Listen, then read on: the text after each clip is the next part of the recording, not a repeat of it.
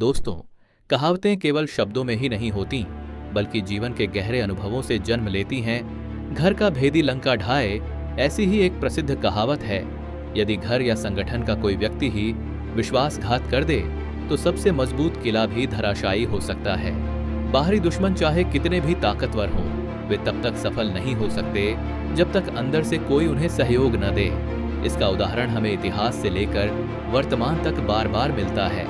एक शहर में दो दोस्त रहते थे, सचिन और सुधीर। दोनों अच्छे दोस्त थे और शहर की अच्छी और बड़ी कंपनी में नौकरी करते थे। सचिन और सुधीर दोनों दोस्त बहुत मेहनती और ईमानदार थे, पर एक बार कुछ ऐसा हुआ कि दोस्ती का मतलब ही बदल गया।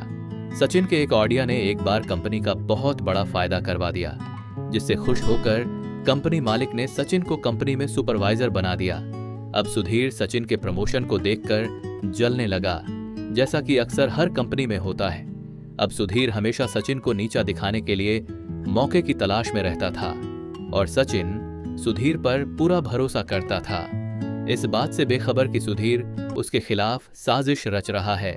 सुधीर अब सचिन के सारे प्लान चोरी से दूसरी कंपनी के मालिक को अपना प्लान बताकर बेच देता था और उनसे कमीशन ले लेता था और अपने कंपनी मालिक को झूठ बोल देता कि सचिन कंपनी के प्लान चोरी से बेच देता है।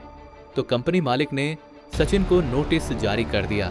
इधर सचिन हैरान परेशान था कि मेरे जैसा हूबहू ऑडिया विरोधी कंपनी के पास कैसे पहुंचा, पर उसने हिम्मत नहीं हारी और अब उसने सच्चाई सामने लाने की ठानी और उसने ऑफिस में सीसीटीवी कैमरा लगा दिया और सुधीर को रंगे हाथ पकड़ लिया।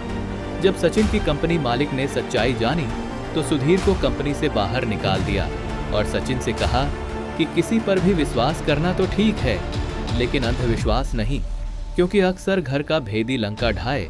दोस्तों, परिस्थिति कैसी भी हार नहीं माननी चाहिए और अपने सारे भेद भी सबको नहीं बताने चाहिए।